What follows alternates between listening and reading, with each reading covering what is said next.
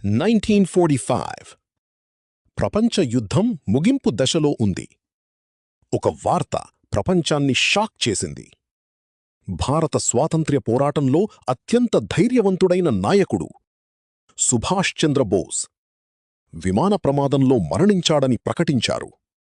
కాని ప్రశ్న ఒక్కటే, అది నిజమేనా? ఎందుకంటే చాలామంది అతను బ్రతికే ఉన్నాడని నమ్మారు. కొంతమంది అతను రష్యాకు వెళ్లాడని అన్నారు. మరికొందరు అతను గుప్తంగా భారతదేశానికి తిరిగి వచ్చాడని నమ్మారు. అయితే అసలు నిజం ఏమిటి? ఇది నేతాజీ అసలు కథ. 1897 జనవరి 23 కటక్లో ఒక బాలుడు జన్మించాడు. అతడే సుభాష్ చంద్రబోస్. అతని తండ్రి ప్రముఖ న్యాయవాది. కుటుంబం మంచి స్థితిలో ఉండేది. కాని చిన్నప్పటినుంచే అతనిలో దేశభక్తి బలంగా ఉండేది. అతను చాలా తెలివైన విద్యార్థి. యూనివర్సిటీ ఆఫ్ క్యాల్కటాలో చదివాడు. తర్వాత ఇంగ్లాండ్ వెళ్లి ఐసీఎస్ పరీక్ష రాశాడు. అది అప్పట్లో చాలా కష్టం. అతను ఉత్తీర్ణుడయ్యాడు. బ్రిటిష్ ప్రభుత్వంలో పెద్ద ఉద్యోగం అతని చేతిలో ఉంది. కాని అతను ఆ ఉద్యోగాన్ని తిరస్కరించాడు. ఎందుకంటే తన దేశాన్ని పాలిస్తున్న వాళ్లకోసం పనిచెయ్యాలని అతనికి లేదు. అతను మహాత్మా గాంధీను కలిశాడు. జవహర్లాల్ నెహ్రూతో పనిచేశాడు. త్వరగా కాంగ్రెస్లో ఎదిగాడు. ప్రజల్లో అతనికి భారీ మద్దతు వచ్చింది. సుభాష్ చంద్రబోస్ వేగంగా స్వాతంత్ర్యం కావాలని కోరుకున్నాడు.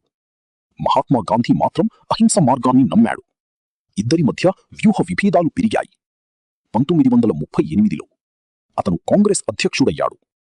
1939లో మళ్లీ గెలిచాడు. కాని అంతర్గత విభేదాలు పెరిగాయి. చివరికి రాజీనామా చేశాడు. తర్వాత అతను ఆల్ ఇండియా ఫార్వర్డ్ బ్లాక్ స్థాపించాడు. బ్రిటిష్పై మరింత దూకుడుగా పోరాడాలని నిర్ణయించాడు. బ్రిటిష్ ప్రభుత్వం అతన్ని ప్రమాదకర నాయకుడిగా భావించింది. అతన్ని ఇంట్లో నిర్బంధించింది. కాని నేతాజీ అక్కడే ఆగలేదు. 1941లో అతను వేషం మార్చుకున్నాడు. రాత్రి సమయంలో ఇంటినుంచి తప్పించుకున్నాడు. బ్రిటిష్లను మోసం చేశాడు. అతను కాబూల్ చేరుకున్నాడు. అక్కడినుంచి జర్మనీకి వెళ్లాడు. ఇది అత్యంత ప్రమాదకర ప్రయాణం. అతను అడాల్ఫ్ హిట్లర్ను కలిశాడు. భారత స్వాతంత్ర్యానికి మద్దతు కోరాడు. తరువాత అతను జర్మనీ నుంచి జపాన్కు వెళ్లాడు. అది సాధారణ ప్రయాణం కాదు. సబ్మరైన్ ద్వారా వెళ్లాడు. అతను ఇండియన్ నేషనల్ ఆర్మీను బలపరిచాడు. ప్రసిద్ధ నినాదమిచ్చాడు, తుమ్ ముఝే ఖూన్ దో, మై తుమ్హే ఆజాదీ దుంగా.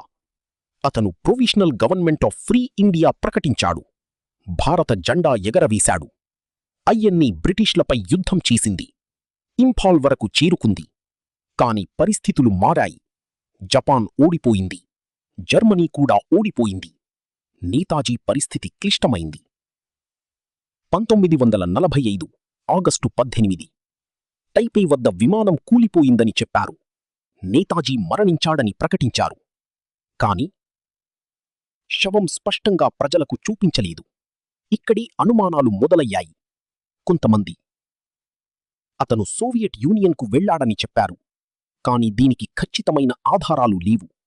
మరికొందరు గుమ్నామీ బాబానీ నేతాజీ అని నమ్మారు.